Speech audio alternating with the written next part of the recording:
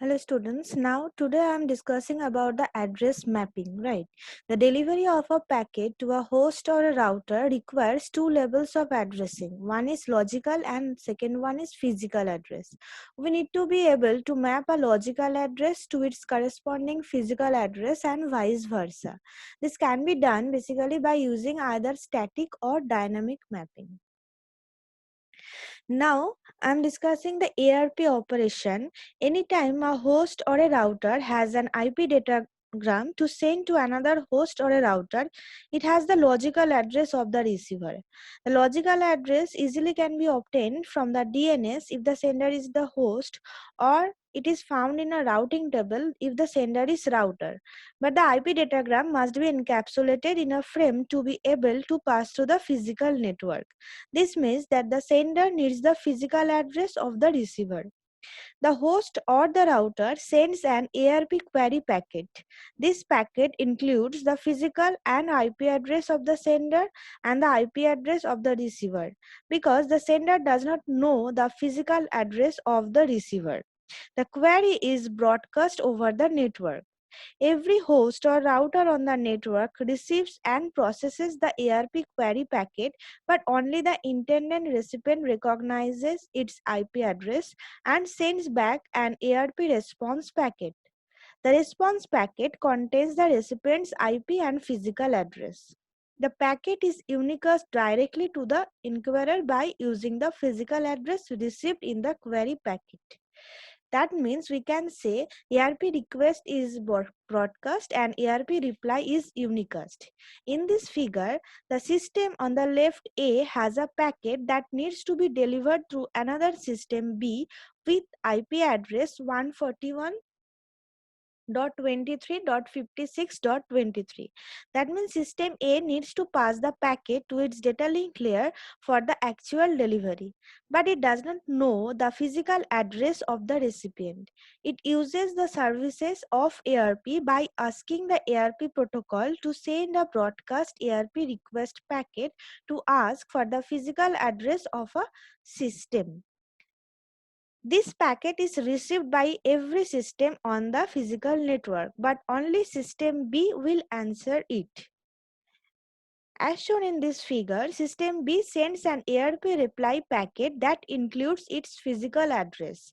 Now system A can send all the packet it has for this destination by using the physical address it received. Right. Next is the ARP packet format. Here we can see different type of fields. First is hardware type. This is a 16-bit field defining the type of the network on which ARP is running. Second is protocol type. This is a 16-bit field defining the protocol. For example, the value of this field for the IPv4 protocol is 0800. This protocol can be either IPv4 or IPv6, right? Hardware length. This is an 8-bit field defining the length of the physical address in bytes.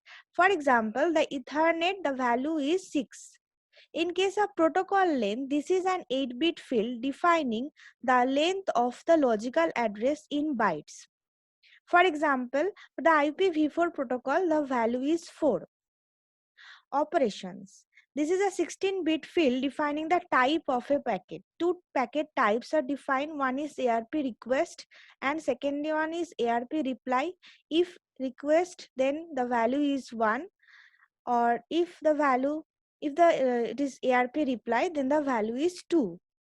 Sender hardware address. This is a variable length field defining the physical address of the sender. That means for Ethernet, this field is 6 bytes long, right?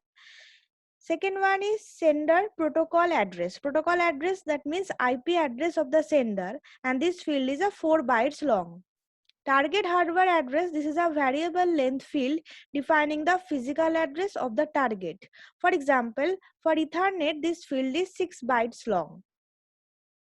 Target protocol address. This is a variable length field defining the logical, for example, IP address of the target, right? But one that case this the in case of target hardware address, for example, for an ARP request message, this field is all zeros because the sender does not know the physical address of the target. Now I am discussing about the 4 cases of ARP operations.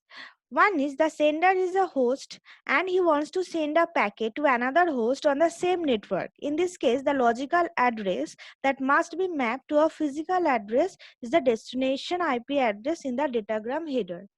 Second case is the sender is a host and wants to send a packet to another host on another network. In this case, the host looks at its routing table and finds the IP address of the next hop for this destination. If it does not have a routing table, it looks for the IP address of the default router. The IP address of the router becomes the logical address that must be mapped to a physical address. Third case, maybe the sender is a router that has received a datagram destined for a host or another network. It checks its routing table and finds the IP address of the next router. The IP address of the next router becomes the logical address that must be mapped to a physical address.